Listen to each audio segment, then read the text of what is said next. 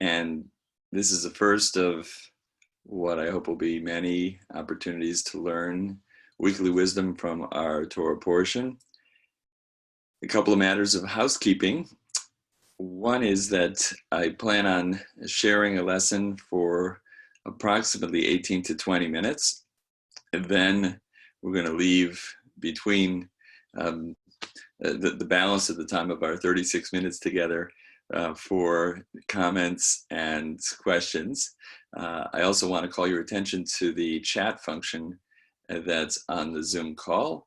If you have a comment, question, want something clarified, want to add something, if you simply indicate, push the chat button and share, please do so. You can share with everybody who's on the call or specifically privately with just me.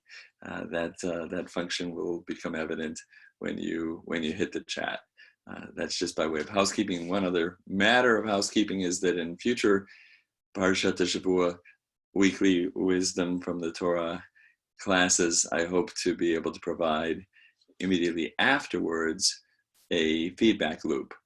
You can receive a very, very quick survey that'll ask a few questions, because I want this to, if today is the maiden session, the first session, I want to continue to grow it, improve it, and strengthen it to make it more effective and helpful for all of us.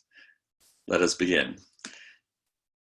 We're getting so much information in today's world. We're not at all sure how to process it. It's a frightful time. We're worried as the virus continues to demonstrate a kind of exponential growth. And so I want to try to put forward a few thoughts based on an insight from the portion this week that I hope will speak to us, help us, sustain us, and perhaps even help us draw in for inspiration from God's Torah.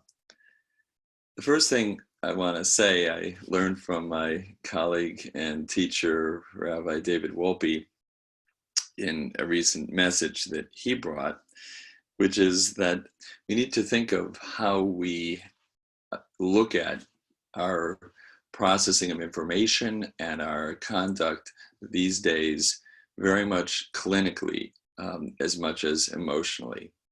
That is, the question really is, what should I do? As much as the question may want to be, how should I feel?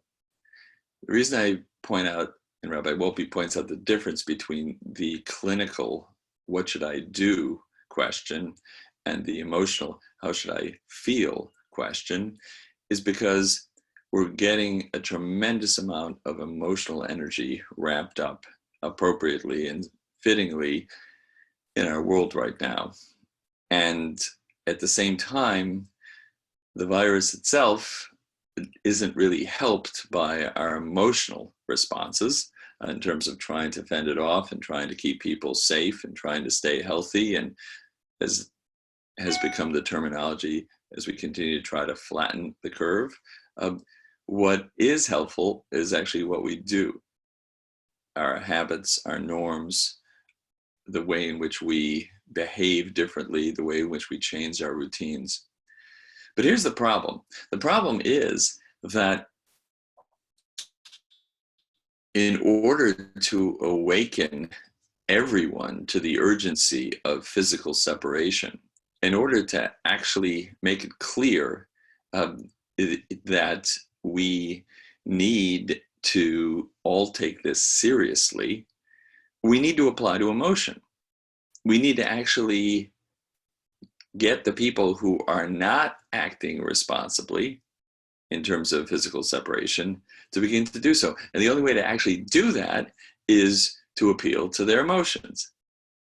And so we're actually ramping up the emotional intensity of what we're saying and how we're saying it, even as we know on another level, emotional thickness and emotional intensity actually can lead us to behave in such a way that is not necessarily in the best interest of our own health or necessarily of the health of those around us. I'll give you a quick example. The example that Rabbi Wolpe likes to talk about is if you drop which is a good thing to tell people who are still not taking this seriously, if you drop a lily pad in a pond and that lily pad doubles every single day inside the pond, by day 48, the pond will be completely covered with lily pads. The question, on what day was the pond only half covered with lily pads? And of course, the answer is the day before, on day 47. If it doubles every day, that's a way in which we can communicate to people who are not taking this seriously the urgency of physical separation. Yet at the same time, when one realizes the lesson of that little example, one's blood pressure is liable to rise. It's going to engender an emotional sort of response. And we know that only emotional responses are going to get people to really upend their norms, their habits, their routines. And so it's an interesting conundrum. What I would simply say is that we now look to our sources, our sacred resources, like the Torah, like the weekly portion that comes forth to us each and every week and yields its secrets precisely when we need them most. We now look to our sacred sources to try to find ways to look at our problem, to respond to how we're feeling, and to advise us on what we might be doing. In addition, of course, to listening first and foremost to those who are the medical experts and those who can tell us important and wise things about how to behave. Let's consult one verse from our Parsha this coming week. Actually, we have two portions, Vayakhel and Pekudei, the final two in the book of Exodus. It's also Shabbat HaChodesh, so traditionally we also read from the book of Exodus a little earlier, and HaChodesh Hazeh Lachem, the injunction to establish the month of Nisan as the first month for our people, and the beginning of the month, and that of course includes our observance of Passover. There's a verse in the very beginning of much of the Torah we'll learn this Shabbat, where the text talks about Shabbat. And Moses says to the children of Israel, Lo teva'aru eish b'chol moshvotechem b'yom HaShabbat. You shall not kindle fire throughout your settlements on Shabbat. The question that many ask is, why is it that Moses is highlighting fire, not kindling fire? There are many laws of Shabbat. There are many different examples, especially associated with assembly and disassembly of the tabernacle, with which we're now engaged, so thematically in the Torah. Why highlight not kindling fire? What's that got in terms of special status vis-a-vis all the other laws for Shabbat observance? And I want to give an answer that comes out of the context of the Torah, as well as I think that can speak to us today. Before I give my thought, my answer, I want to just say that it feels, I've heard this from a number of people, very much these days, like time is moving differently. Like we are finding that the way in which the hours of the day are passing feels a lot slower, that last week feels like months ago, that by the end of the day, what happened in the morning feels very remote from what happened throughout the day, and in fact how we're feeling by the end of the day. The slowness of time, I think, speaks to the fact that we are spending a tremendous amount of time, a tremendous amount of energy adapting to new habits. We don't often think about it, but self-control and discipline expend energy. It takes energy to demonstrate self-restraint. That's one of the reasons why when we're trying to break a habit or adopt a new habit, if we're tired, we find ourselves sometimes at a low ebb of energy, and actually we might just say, well, I'll let it go this time, because we don't have the energy to actually continue to be at our top energy peak to be able to demonstrate that self-restraint or that discipline. What I would like to say is going on right now, what I think is going on right now, is that we're expending a tremendous amount of energy, not only dealing with new things that we've never had to deal with before in terms of our projects, in terms of the routine of our day, in terms of our program, in terms of our norms, in terms of our habits, in terms of the way in which we relate to time, that all that energy and all this change is not only tiring, but it is literally stretching out time. We'll come back to that in just a minute. So why is Moses talking about not kindling fire on Shabbat when there's so many other examples of Sabbath observance that would seem to be appropriate? In order to get an answer, we can look to the Torah itself. We can look to the mention of fire in the Torah itself.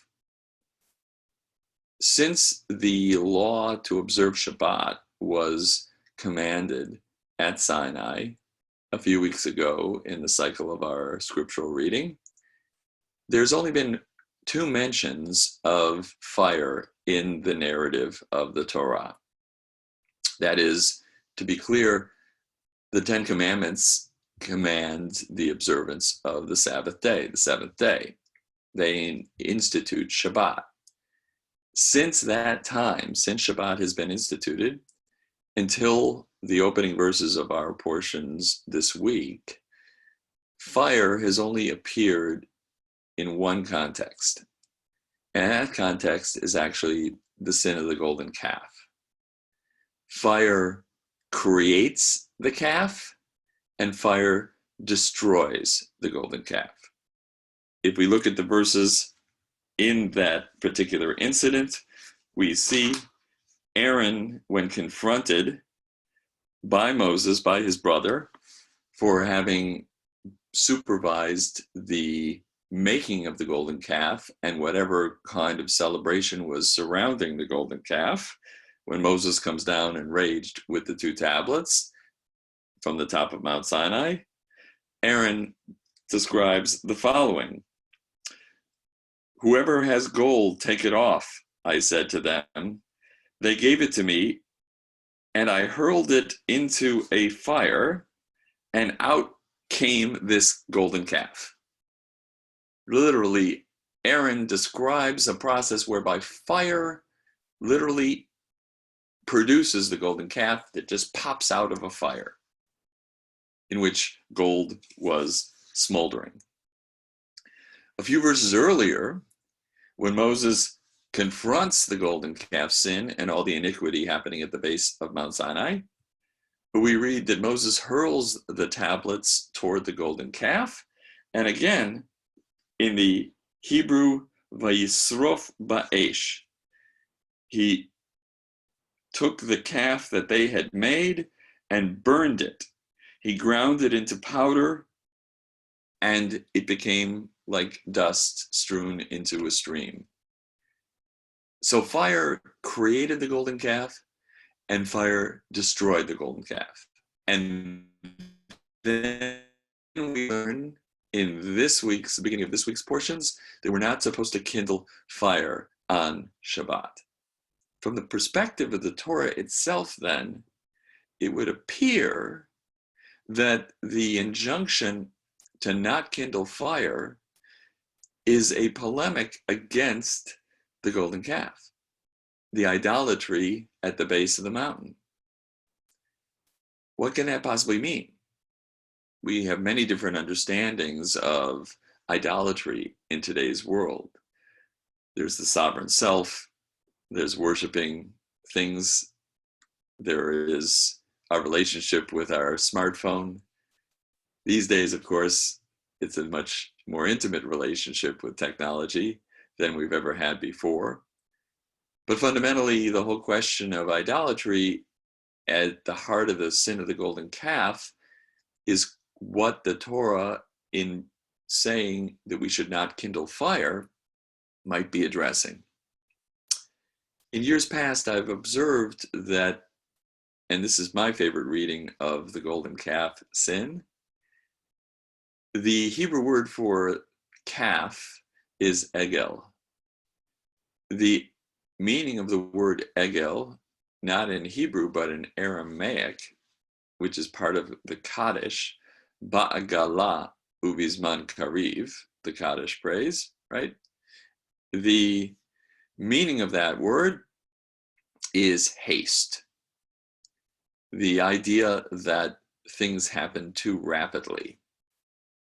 That is another, so for me, the notion of the golden calf is Egel HaZahav, is the gold standard of hasty action, rash action, ways in which we act on in a knee-jerk way without a sense of reflection, or that we prize speed and rapidity and rash sort of judgment.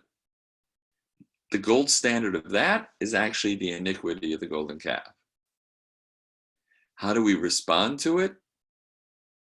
How do we respond to it? By slowing things down, by doing our very, very best to embrace Shabbat, which has no place for fire associated with haste and the gold standard of haste, to be able to come to Shabbat with a sense of calm, acceptance, and a sense that, in fact, we are ready to be able to embrace a quiet time, a time for reflection, a time for reading, a time to sort of stretch out, time by design as opposed to by exertion, as it is these days with all the changes in our conduct and all the changes in our habits and all the upheavals in our routines and our projects and our itineraries. In a real sense, what the Torah seems to be saying when it prohibits fire in its own language is it's recalling the fire that was associated with the sin of haste, of rash judgments, of knee-jerk reactions, of making that the way in which we operate in the world. Shabbat stands as a stark contrast with that world, and that becomes a very, very vital and important lesson for us in ours. I want to pause now for just a moment to just see if anybody would like to question or comment or get a little clarification on the things that I've said so far from our verse and from the context in which I'm trying to bring that verse. Anyone?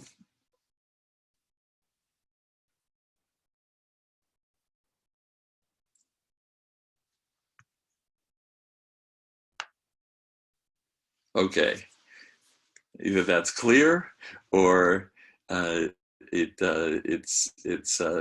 so abstract that it's not yet possible. Yeah. Oh, Rabbi Hamilton. Yes. I'll ask a question. Thank you. This is very thoughtful. But I'm always in the technical, and I thought it was interesting that you said the golden calf is egel, and in Aramaic, galal, and that means haste, I guess, Yes. in Aramaic? Yes. Oh, okay. And do we see that word in Aramaic? I know you said it's in the Kaddish. Yes. Yes. Yes, Barbara, it is in the Kaddish, and we see it in Aramaic. And so, ba'agalau bizman kariv, we say speedily in our day. We want God to bring about the ultimate sense of sanctity and kingdom, right? So Right. that's where we actually see it as a good thing, because we're trying to hasten a redemptive time. In life, ordinarily, undue haste and rash judgments and trying to collapse time is not a good thing. Right. Very thoughtful. Thank you. You're welcome. You're welcome. The other reason I wanted to read the text this particular way is because the Torah does. And that's significant because to read from the lens of the Torah a particular passage is something that is very, very, it's a good thing to do. We can acknowledge the fact that fire means many things, that it means we begin Shabbat with fire and the lighting of the candles. We end Shabbat with fire around Havdalah time. We can acknowledge that fire is an unusual physical resource in the energy that it holds and the way in which it behaves in the physical world. We can talk about fire as anger and frustration. We can talk about fire in many different ways, and it can speak to us in many different ways, but the way that it speaks to the Torah, the way that it speaks within the context of hearing about the mitzvah of Shabbat in the Ten Commandments a few weeks back, meeting fire in association with the sin of the golden calf, its construction and its destruction, and then being told it's verboten on Shabbat. It reminds me of a very interesting experience I had in a session at the United Synagogue Rabbinical Assembly Conference earlier this winter.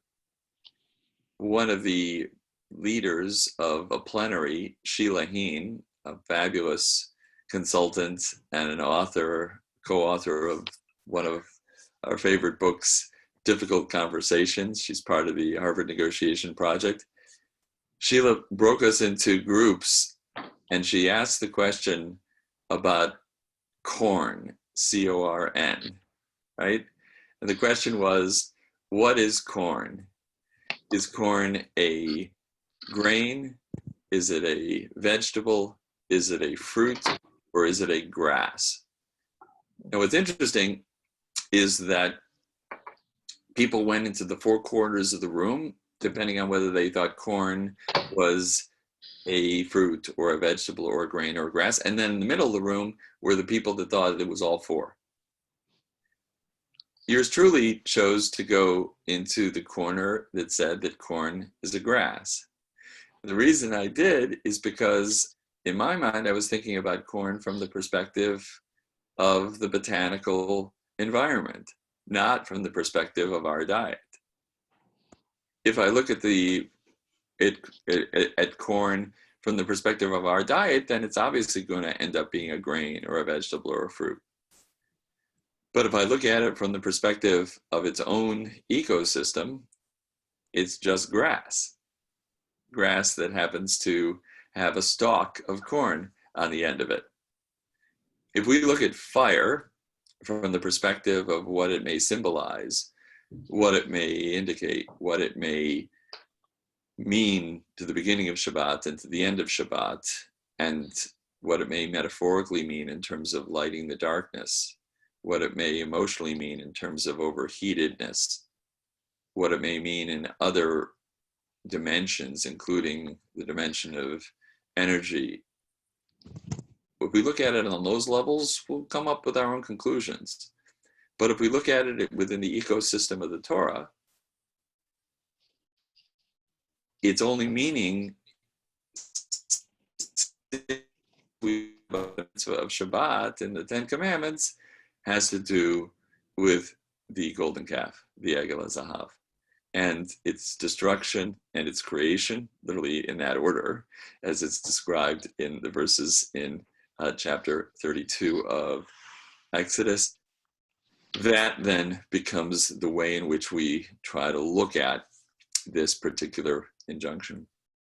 I would say, by way of drawing things to a close, that this particular morning, and again, I appreciate everyone's patience as we just get this started. My hope is that every Thursday we'll have a chance to take a look at a specific portion I'm going to leave you with one other thought, and that relates to Shabbat HaChodesh. Shabbat HaChodesh is all about time.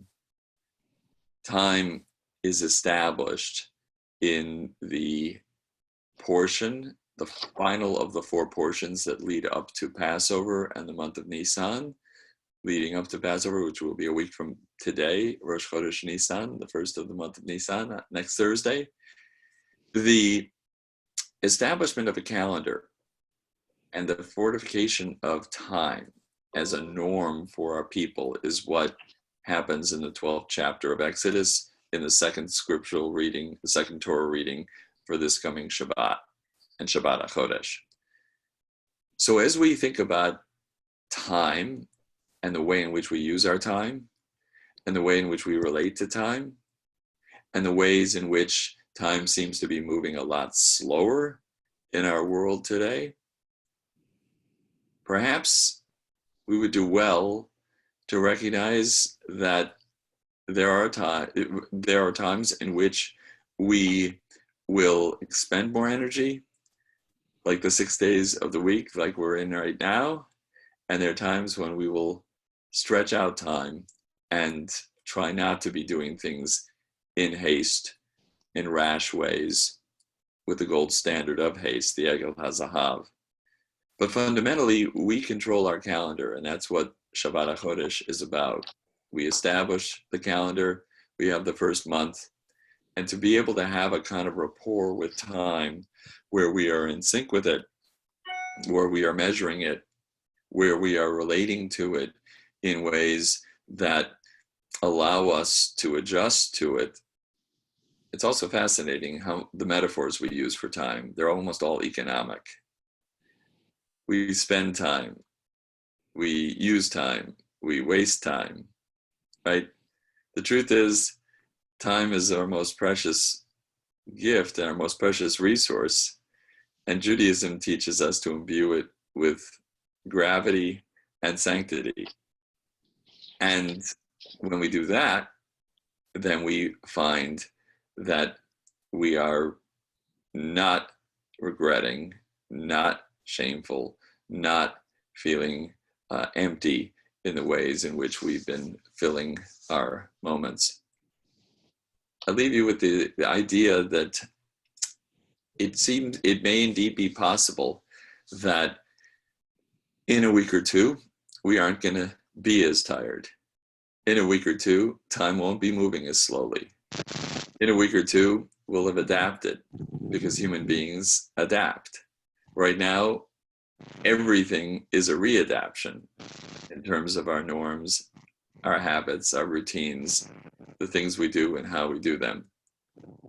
Everything is requiring a tremendous amount of energy, but once we adapt, it won't be as tiring, it won't move as slow, and most fundamentally, when we embrace the gift of Shabbat that urges us and encourages us and inspires us to slow down and to breathe, then we will really find that our relationship not only to the calendar, but more specifically to our moments, will produce a rapport that'll be far more nourishing, far more sustaining, hopefully less frightful, hopefully more inspiring.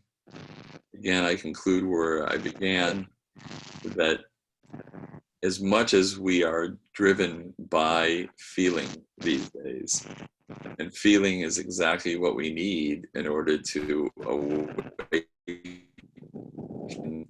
the need to reverse and change habits among those who feel like they're immortal and they don't need it.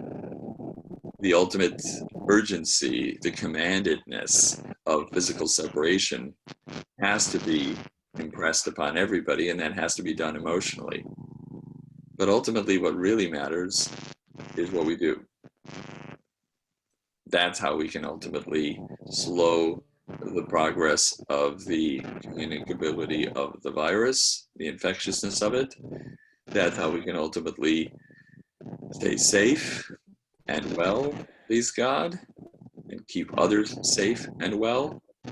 And if we can do those things, then the combination of our deeds and our feelings come into moments of meaning and nourishment and inspiration for us all. May this be so for each and every one of you today, as I wish you a safe and sweet day ahead, filled, please God, with much wellness, nourishment, and appreciation for the moments of time that we enjoy. Shabbat Shalom to you all. Thank you. Thank you. Bye-bye. Ruthim to you.